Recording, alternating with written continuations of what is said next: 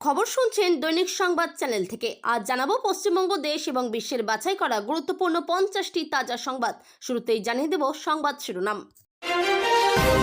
নির্বাচনী আচরণবিধি সংক্রান্ত আরও 8টি নির্দেশিকা জারি কমিশনের, ফের বার্তা সমস্ত মেনে চলতে হবে কঠোরভাবে। 2200 কোম্পানি বাহিনী, ড্রোন নজরদারি, সুষ্ঠু নির্বাচনের লক্ষ্যে আরও কড়া কমিশন। আমাদের প্রত্যাবর্তন হবে, ভোট দামামা বাঁচতেই কলেজ স্কোয়াডের মিছিল থেকে রণহুঙ্কার মমতার। ভোটের প্রচারে সরকারি টাকা সম্পত্তি ব্যবহার নয়, কড়া কমিশন, বেনিয়ম দেখলেই ফোন করুন এই নম্বরে। বিজেপির প্রথম তালিকায় বড় ধামাকা, শুভেন্দু লড়বেন নন্দীগ্রাম ও ভবানীপুরে। 144 আসনের প্রার্থী ঘোষণা গেরুয়া শিবিরের। ইরান থেকে 550 জন ভারতীয়কে বার করে আনলো নয়াদিল্লি। তৃতীয় এক দেশকে ধন্যবাদ জানালেন জয়শঙ্কর। শুভেন্দুর বিধানসভা কেন্দ্রে বিজেপি ছাড়ার হিড়িক, কপালে ভাঁজ পদ্ম শিবিরের। ভোট ঘোষণা করে রাজ্যের মুখ্য সচিব ও স্বরাষ্ট্র সচিবকে সরিয়ে দিল নির্বাচন কমিশন। বেঞ্জির ঘটনা বাংলার নির্বাচনে।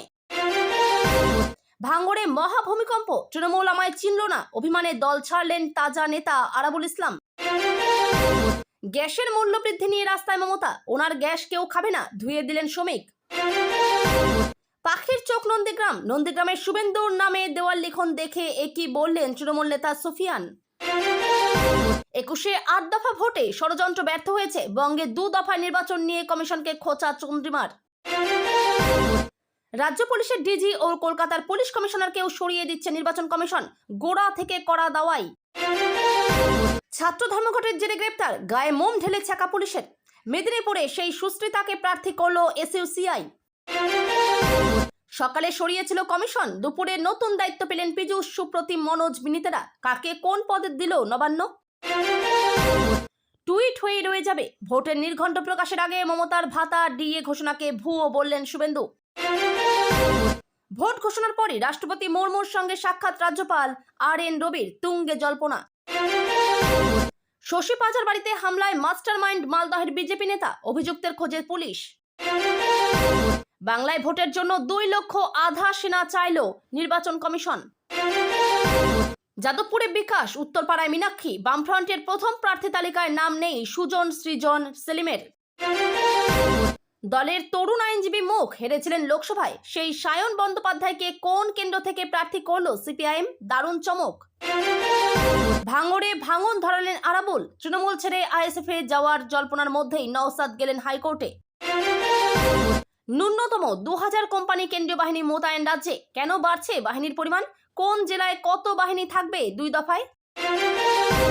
ফের অশান্ত গিরিশ পার্ক, বেশিরভাগ বিজেপি কর্মী গ্রেপ্তার, অভিযোগে আজ তুমুল বিক্ষোভ।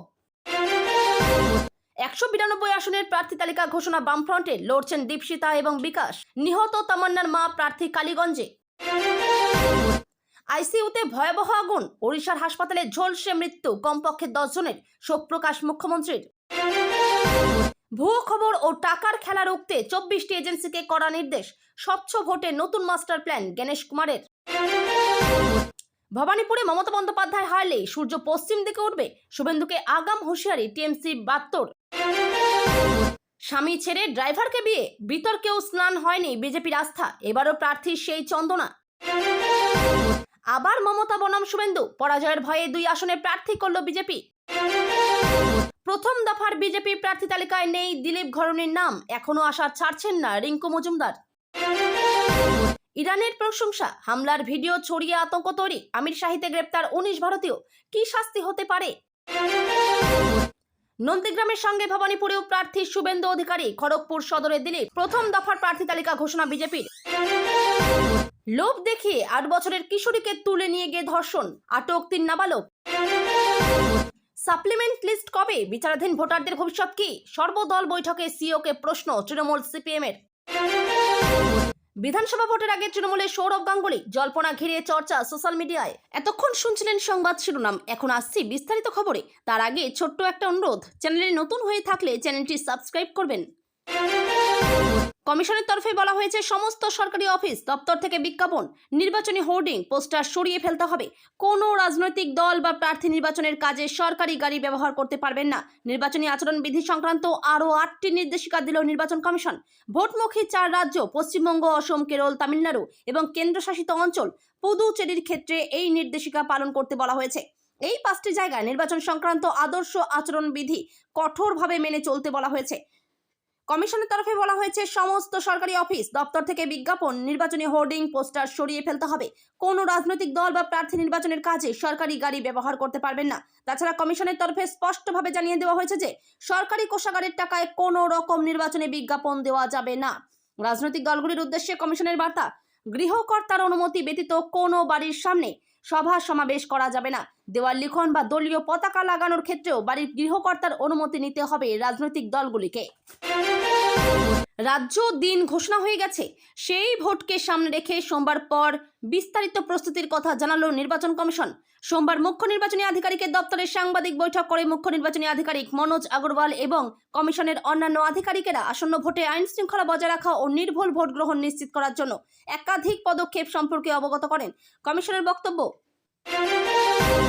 নির্বাচনের মূল লক্ষ্য হলো আইন শৃঙ্খলা বজায় রেখে অবাধ ও নিরপেক্ষ ভোট গ্রহণ নিশ্চিত করা। সেই কারণে ভোট প্রক্রিয়ার সঙ্গে যুক্ত প্রতিটি স্তরে দায়বদ্ধতা নির্দিষ্ট করা হচ্ছে।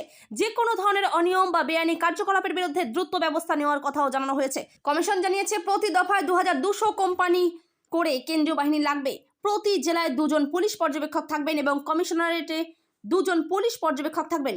ভোটকে কেন্দ্র করে ভুয়ো তথ্য ছড়ানো রুখতেও বিশেষ নজর দেওয়া হচ্ছে। এই বিষয়ে ইন্টারনেট মাধ্যমের উপর নজরদারি রাখা হবে বলে জানানো হয়েছে। কমিশনের মতে ভোটের সময় গুজব বা বিভ্রান্তিকর তথ্য ছড়ানো হলে তা দ্রুত শনাক্ত করে প্রয়োজনীয় ব্যবস্থা নেওয়া হবে। ইতিমধ্যে 112 কোটি টাকার জিনিস বাজেয়াপ্ত করা হয়েছে বলে জানিয়েছেন সিও। এর মধ্যে নগদ টাকাও রয়েছে। ভোট ঘোষণার পরেই ফের কেন্দ্র সরকারকে নিশানা করলেন মুখ্যমন্ত্রী মমতা বন্দ্যোপাধ্যায়। বিধানসভা নির্বাচনের নির্ঘণ্ট ঘোষণার পরের দিনই রাস্তায় নেমে রাজনৈতিক কর্মসূচিতে যোগ দিলেন তৃণমূল নেত্রী তথা মুখ্যমন্ত্রী মমতা বন্দ্যোপাধ্যায়। যদিও এই কর্মসূচি আগে নির্ধারিত ছিল, তবু ভোটের দিনক্ষণ ঘোষণার ঠিক পরেই তার এই মিছিল ঘিরে রাজনৈতিক উত্তাপ আরও বেড়েছে। সোমবার কলকাতার কলেজ স্কোয়ার থেকে ডোরিনা ক্রসিং পর্যন্ত মিছিল করেন তিনি। রান্নার গ্যাসের মূল্য বৃদ্ধির প্রতিবাদেই এই কর্মসূচি বলে জানিয়েছে তৃণমূল। আর এই মিছিল থেকেই কেন্দ্রের উদ্দেশ্যে এসআইআর নিয়ে প্রশ্ন ছুড়ে দেন মমতা। তিনি বলেন, কোনো রাজ্যকে টার্গেট করনি, তাহলে বাংলা কেন? লজিক্যাল ডিসক্রিপেন্সি কেন বাংলায়? মানুষ জবাব চাইবে না? তোমার পরিবর্তন হবে না, আমাদের প্রত্যাবর্তন হবে। রবিবার রাত থেকে সোমবার দুপুর পর্যন্ত নির্বাচন কমিশনের নির্দেশে রাজ্যের শীর্ষ স্তরের কয়েকজন আমলা ও পুলিশ আধিকারিকের বদলি হয়েছে। তার মধ্যেই সোমবার শহরের রাস্তায় মিছিল করেন মুখ্যমন্ত্রী। কলেজ স্কোয়ার থেকে শুরু হওয়া মিছিলের নেতৃত্ব দেন মমতা বন্দ্যোপাধ্যায়। মিছিলের সামনের সারিতে ছিলেন তৃণমূলের মহিলা কর্মীরা। অনেকেই মাথায় প্রতীকী গ্যাস সিলিন্ডার নিয়ে হাঁটেন। গ্যাসের মূল্য বৃদ্ধির প্রতিবাদে ক্যাশ দিয়ে লাভ নেই, গ্যাস দিন মানুষকে, এই স্লোগানও ওঠে মিছিলে। রবিবার 4 রাজ্য এবং একটি কেন্দ্রশাসিত অঞ্চলের বিধানসভা নির্বাচনের সময়সূচি ঘোষণা করেছে জাতীয় নির্বাচন কমিশন। পশ্চিমবঙ্গে ভোট 2 দফায় 23 ও 29 এপ্রিল। ভোট ঘোষণা হয়ে যাওয়া মানেই সেই রাজ্যগুলোতে আদর্শ আচরণবিধি অবিলম্বে কার্যকর হয়ে যাওয়া। প্রতিবার ভোটের সময়ই এই আদর্শ আচরণবিধির কথা শোনা যায়। এই আদর্শ আচরণবিধি বা মডেল কোড অফ কন্ডাক্টের অর্থ নির্বাচন কমিশনের জারি করা একগুচ্ছ নিয়মাবলী, যা নির্বাচনের সময় রাজনৈতিক দল এবং প্রার্থীদের মেনে চলতে হয়। নির্বাচন সুষ্ঠু হিংসামুক্ত করে তোলার জন্যই এই আচরণবিধি। এবার নির্বাচনের বিষয়ে আরও বেশি কঠোর কমিশন জারি করা হলো একগুচ্ছ গুরুত্বপূর্ণ বিধি। আদর্শ আচরণবিধি নিয়ে একগুচ্ছ নির্দেশিকা জারি করল জাতীয় নির্বাচন কমিশন। নির্বাচনী আধিকারিককে অবিলম্বে সেই সব আদর্শ আচরণবিধি কার্যকরের নির্দেশ দেওয়া হয়েছে। কমিশন জানিয়েছে, নীতিগত সিদ্ধান্তের ক্ষেত্রে এই বিধি কেন্দ্রীয় সরকারের জন্য প্রযোজ্য হবে। কমিশনের স্পষ্ট নির্দেশ, কোনো রাজনৈতিক দল প্রার্থীরা যেন সরকারি যানবাহন বা সরকারি বাসস্থান অপব্যবহার করতে না পারেন, তার জন্য ব্যবস্থা নিতে হবে। মন্ত্রীরা তাদের সরকারি কর্তব্যের সঙ্গে নির্বাচনী প্রচারকে মেলাতে পারবেন না, অর্থাৎ সরকারি জিনিসপত্র, সম্পত্তি, গাড়ি, অফিস ভোটের প্রচারের কাজে ব্যবহার করতে পারবেন না। ভোটের প্রচার কাজে লাগানো যাবে না সরকারি যন্ত্রপাতি, পরিবহন বা কর্মীদের। 2026-এর পশ্চিমবঙ্গ বিধানসভা নির্বাচনের রণরঙ্কা বাজতেই কোমর বেঁধে নেমে পড়ল বিজেপি। সোমবার নয়া দিল্লি থেকে বাংলার 144টি আসনের জন্য প্রথম দফার প্রার্থী তালিকা প্রকাশ করল গেরুয়া শিবির। এই তালিকার সব থেকে বড় চমক হলো বিরোধী দল নেতা শুভেন্দু অধিকারীর নাম। তাকে একসঙ্গে 2টি হাই ভোল্টেজ কেন্দ্রে প্রার্থী করা হয়েছে, নিজের গড় নন্দীগ্রাম এবং মুখ্যমন্ত্রীর নির্বাচনী কেন্দ্র ভবানীপুর। তালিকায় অন্যান্য উল্লেখযোগ্য নামগুলোর মধ্যে রয়েছেন প্রাক্তন রাজ্য সভাপতি দিলীপ ঘোষ, যিনি লড়বেন তার পুরনো কেন্দ্র খড়গপুর সদর থেকে। বরানগরে আসনে প্রার্থী করা হয়েছে লড়াকু নেতা সজল ঘোষকে। ভাটপাড়া কেন্দ্র থেকে টিকিট পেয়েছেন অর্জুন সিং এর ছেলে পবন সিং। অন্যদিকে হাওড়ার শিবপুর কেন্দ্র থেকে বিজেপির বাজি অভিনেতা রুদ্রনীল ঘোষ। রাজনৈতিক মহলের মতে ভবানীপুরে শুভেন্দুকে প্রার্থী করে সরাসরি মমতা বন্দ্যোপাধ্যায়কে চ্যালেঞ্জ ছুড়ে দিল বিজেপি নেতৃত্ব। এই তালিকা প্রকাশের পরেই রাজ্যের রাজনৈতিক উত্তাপ এক লাফে কয়েক গুণ বেড়ে গিয়েছে। পশ্চিম এশিয়ায় সংঘাতের পরিস্থিতিতে ইরানে যেসব ভারতীয় আটকে রয়েছেন তাদের সে দেশের সীমান্ত পেরিয়ে আর্মেনিয়ায় চলে আসার অনুরোধ জানিয়েছে ভারত। যুদ্ধবিধ্বস্ত ইরান থেকে 550 জন ভারতীয়কে এখন পর্যন্ত বার করে আনা হয়েছে বলে সোমবার জানালো বিদেশ মন্ত্রক। আর্মেনিয়ার মধ্য দিয়ে তাদের যুদ্ধবিধ্বস্ত ইরান থেকে বার করে আনা হয়েছে, সেজন্য ওই দেশকে ধন্যবাদ জানিয়েছেন বিদেশ মন্ত্রী এস জয়শঙ্কর। পশ্চিম এশিয়ায় সংঘাতের পরিস্থিতিতে ইরানে যেসব ভারতীয় আটকে রয়েছেন তাদের সে দেশের সীমান্ত পেরিয়ে আর্মেনিয়ায় চলে আসার অনুরোধ জানিয়েছে ভারত। সেখান থেকে তাদের দেশে ফেরার ব্যবস্থা করা হচ্ছে। যারা আর্মেনিয়া চলে এসেছেন তাদের মধ্যে 70 জনকে রবিবার ভারতে ফিরিয়ে আনা হয়েছে। আর্মেনিয়ার রাজধানী ইয়েরেভান বিমানবন্দর থেকে বিমানে চাপিয়ে দিল্লিতে আনা হয়েছে তাদের। বিদেশ মন্ত্রী জয়শঙ্কর এখন ব্রাসেলসে রয়েছেন। সেখান থেকে তিনি জানান, ইরান থেকে এখন পর্যন্ত 550 জন ভারতীয়কে নিরাপদে বার করে আনতে সাহায্য করার জন্য আর্মেনিয়া এবং সেখানকার বাসিন্দাদের ধন্যবাদ। সমাজ মাধ্যমে তিনি লেখেন, এই কঠিন সময়ে সাহায্য করার জন্য তাদের প্রশংসা করছি। ভোট আসতে চলে ভাঙা গড়ার খেলা। কোনো দল ভাঙে, কোনো দল শক্তি বৃদ্ধি করে। দল বদলের টক্কর চলতে থাকে শিয়ানে শিয়ানে। নির্বাচন ডাবহে শুভেন্দুর গড়ে বিজেপি ছেড়ে তৃণমূলে যোগদানের হিড়িকে কপালে ভাঁজ পদ্ম শিবিরের। 2011 সালে রাতে পালা বদলের সময় এই নন্দীগ্রাম ছিল অন্যতম। 2026-এ এসে এই নন্দীগ্রামে কেউ কাউকে 1 ইঞ্চিও জমি ছাড়তে নারাজ। 2011 সালে শুভেন্দু ছিল তৃণমূল, এখন পরিস্থিতির বদল হয়েছে। সূত্রের খবর, গত 15 দিনে নন্দীগ্রামে প্রায় 12 বার ঝান্ডা বদলের ঘটনা ঘটেছে। তৃণমূল থেকে বিজেপিতে, আবার বিজেপি থেকে ছিন্নমূলে দেওয়ার ঘটনায় লড়াই জমে উঠেছে। 2011-এর মতো এবারও রাজ্য রাজনীতিতে এই নন্দীগ্রাম নজর করা কেন্দ্র হতে চলেছে। মার্চ মাসের শুরুতেই নন্দীগ্রাম 2 পঞ্চায়েত সমিতির বিজেপি সদস্য মধুশ্রী দাস মাইতি তৃণমূলে যোগ দিয়েছিলেন। গত শনিবার নন্দীগ্রাম 1 ব্লকের ভেকুটিয়া গ্রাম পঞ্চায়েতের আমতলা বুথ থেকে সব এবিভিপির সক্রিয় সদস্য তৃণমূলে যোগদান করেন। গত 7ই মার্চ ঘোলপুকুরিয়ায় বিজেপির বুথ সহসভাপতি তৃণমূলে যোগদান করেছিলেন। বিজেপি সিপিএম থেকে বেশ কয়েকজন নেতৃত্ব তৃণমূল কংগ্রেসে যোগ দিয়েছেন। পাশাপাশি বিজেপিও নিজেদের শক্তি বৃদ্ধির চেষ্টা করছে। রবিবার বিকেলে পশ্চিমবঙ্গে বিধানসভা ভোটের দিনক্ষণ ঘোষণা করেছেন মুখ্য নির্বাচন কমিশনার গণেশ কুমার।